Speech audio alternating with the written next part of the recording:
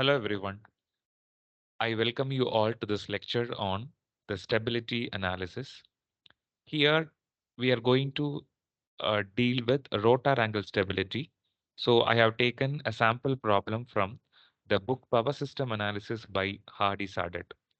In this problem, they have given a 60 hertz synchronous generator having an inertia constant of 9.94 megajoules per MVA and a transient reactance of Xc dash equal to zero point 0.3 per unit connected to an infinite bus.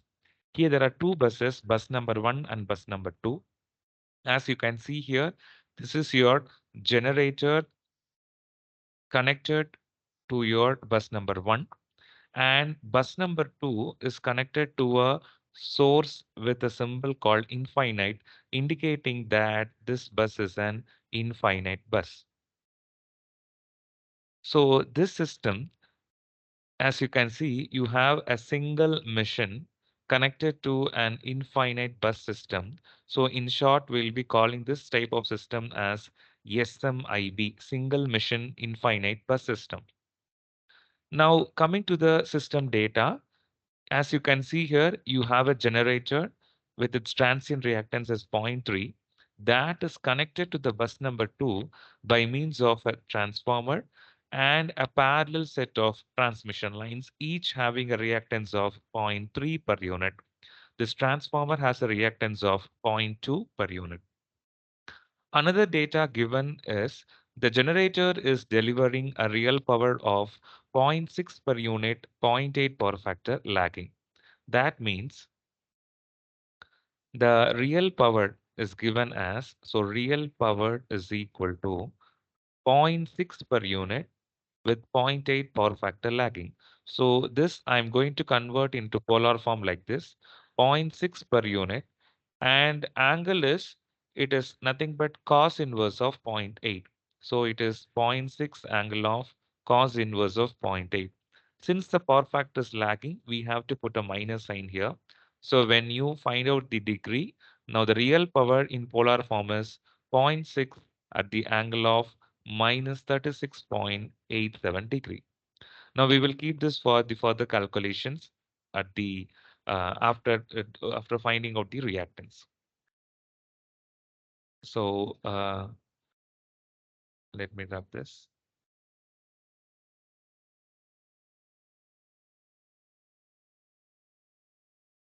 Now next, what we will do is we will first understand the last two lines of this question. They have asked us to obtain the equations. They have asked us to find out the equations describing the motion of the rotor angle and the generator frequency. So before getting into this question, let us understand the importance of that rotor angle and generator frequency's role in the stability. Now assume that this is the generator which is running at an with running at some frequency. Let me take it as omega, and initially let the rotor angle be delta naught, delta. So you know that rotor angle is the angle between the rotor axis and the rotating magnetic field axis. Initially, when the power system is in normal state, when the machine is in normal state, there will be a fixed delta, that is rotor angle. So let me take the initial values as delta naught and W naught. So this is the initial rotor angle of the generator, and this is the initial angular frequency of the generator. Now assume that due to some reasons, due to some reason, this circuit breaker opens and then closes within some period of time. Say, let me take 3 seconds. So it opens suddenly, and for after 3 seconds, it again closes back. That means after it is assumed that the fault is cleared within 3 seconds. So for 3 seconds, for time being of 3 seconds, this transmission line is disconnected from the system. That means this generator has been unloaded to some extent, not necessarily partially, but to some extent, the generator is unloaded. So obviously, there will be a change in the rotor angle because the machine will try to move to a new rotor angle because of the changes in the load. And correspondingly, the speed also will changes into a new value. Let me take a new value as delta 1 and omega 1. So what did you observe from this? Because of this a small disturbance. Why the circuit breaker opens? There might be some fault or there might be some external disturbance, whatever may be the reason. So we'll term all those problems as a disturbance. Because of that disturbance, the circuit breaker opens up, and once that disturbance is cleared out, it closes up. It closes back. So because of this time period of circuit breaker opening and closing, there will be a change in the delta, that is rotor angle, as well as the change in angular frequency, that is omega. That is, you can see that there is a change in delta and there is a change in omega. Now, when at the end of 3 seconds, if the fault is not, if the fault here, the fault is cleared and it is closed back to 3 seconds, so the system will again gain back its original equilibrium state. In case if the fault is not cleared within the permissible time, what happens? The changes or the variations in the delta and the omega will keep on increasing or decreasing, and finally, it will put the generator into an unstable mode. That means the entire power system connected to that area will also be put into an unstable mode and an uncertain mode. So we should know whenever a disturbance occurs, what is the nature of the delta and the omega, whether it is settling down within a proper fault clearing time or not. All those things we have to study. For that, we require an equation describing the motion of the rotor angle as well as the motion of the angular frequency. That is what we are going to find it out now. So we have standard equations describing those motions. To find out those equations, we have to find certain parameters so that we can evaluate the equation at the end. So with and one more assumption they have given here is, now they have asked us to consider a small disturbance of del delta is equal to 10 degree. That is, we are asked to have a degree of 10 degree, or in terms of radian it is 0.1745 radian as the small disturbance. So now we'll go back to the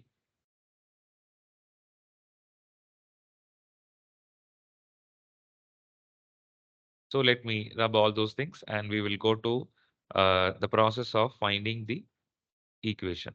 So before that, what I'm going to do is I'm going to find out.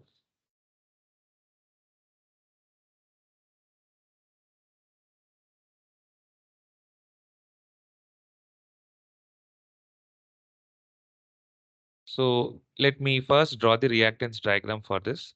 So generator, I'm going to have an generator symbol. This is E, E dash,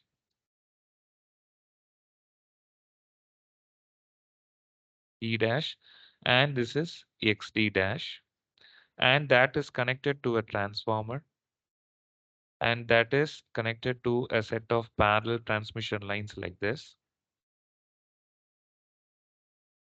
And that is finally connected to an infinite bus. So this is your infinite bus. This is xt, this is x12, this is also x12. Now coming to the values, they have given this xt dash as 0.3, this xt as 0.2. These two are nothing but 0.3 and 0.3. And the voltage at the infinite buses, V is equal to 1.0. In terms of polar form, it is 1 angle of 0. Now, as you can see here, these are the reactances are available in series and parallel combinations. So if I represent the some reactance symbol X, so I'll call this as transfer reactance. Now you can easily find out what is your X. So X is equal to 0.3 plus 0.2 because these two are in series, and zero point 0.3 on zero point 0.3 are in parallel. So that combination is in series with this. So finally, you will be getting the reactance as 0.65. Next. So next, we all know that because of this, a current will be flowing to this, right? So using this equation, you can find E dash is equal to, when you apply KVL, you will get E dash is equal to, it is V plus I into J times X. So we know X value, we know V value, so we have to find out I. So what I'll do is, first I'll find the I. And to find the I value in the question, they have given us a clue. They have given real power. We have already computed it as zero point 0.6 angle of minus 36.87 degree. So now a simple logic is I want current I. So you all know real power formula is VI cos phi. If I want I alone, I have to divide by V cos phi. That means here real power divided by V into cos phi. So what is real power? It is zero point 0.6 angle of minus 36.87 degree divided by V is 1 angle of 0 into cos phi given as zero point 0.8. So when you divide this, you will get the answer 0.75 angle of minus 36.87 degree. Now, if you take this question, now we have got this answer, right? Now we have got all these answer, no? So now you know what is V. It is 1 angle of 0. I is 0.75 angle of minus 36.87 degree and X is 0.65. So when you substitute everything, you will get the answer. It is 1.35 angle of 16.79 degree. So the important thing to note here is, here E dash is the transient or a generator's excitation voltage, and you have an angle that is 16.79. This is delta, that is 16.79. So this is the angle, this is the rotor angle at the initial stage.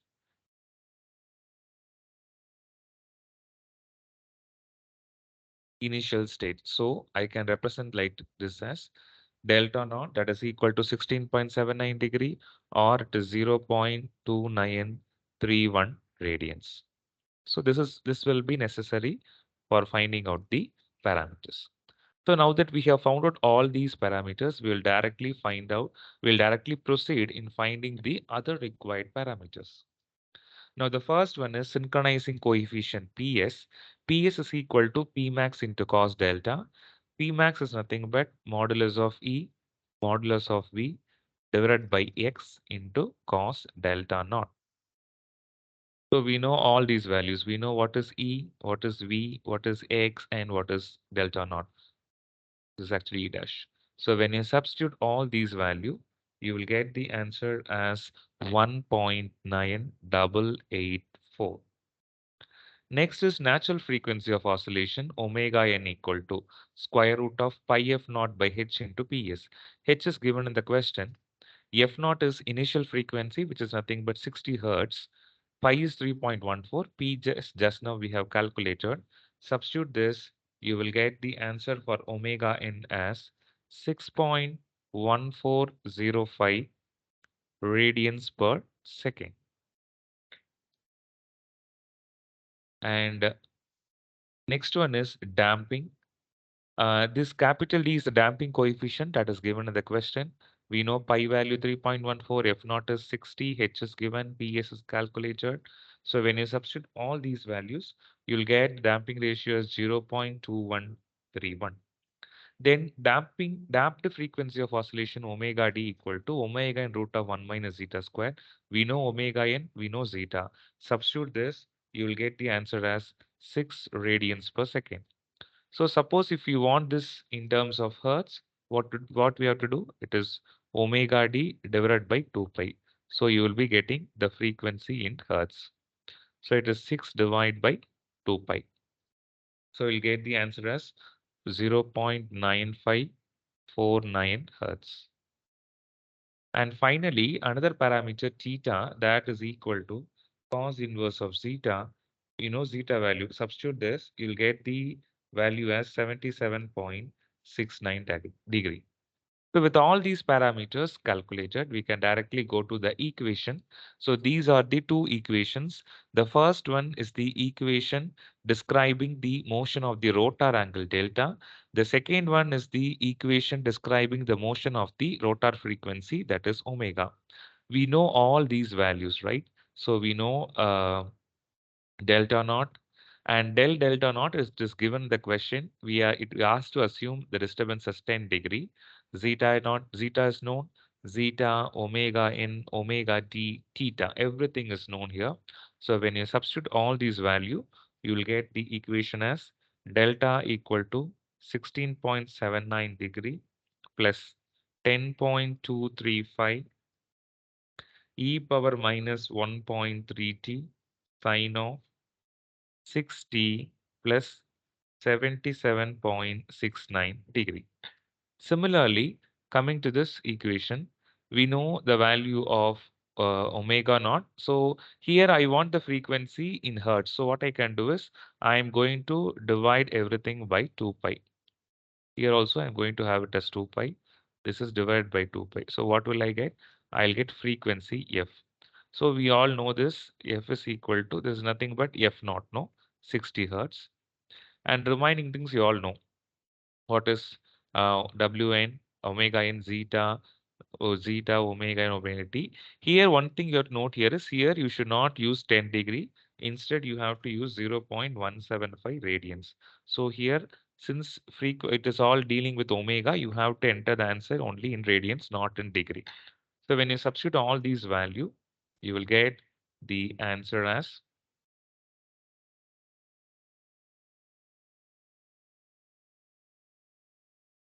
f is equal to f naught, that is 60 minus 0.1746 e power minus 1.3 t into sine 60. So now as you can see, these two are the equations. Okay, these two are the equations which are required to understand. So these two are the equations which are required to understand the rotor angle stability. So if you are able to plot a graph for this, you can see both are functions of time. If you are able to plot a graph for this, you can easily find out whether the machine settles down when it is subjected to a disturbance within the stipulated time, or whether it is moving into an unstable mode. Both you can find out, or you can predict what will be the nature of the system. So this will be more, you can easily visualize this if you're able to plot this using some software. So one such good option is MATLAB. So I'll give you a video link in the description box where that video will provide you the step-by-step procedure to develop a MATLAB code for this problem, and also the output that has been obtained after feeding the required inputs. Do follow that video for a more understanding of writing a MATLAB code. Thank you.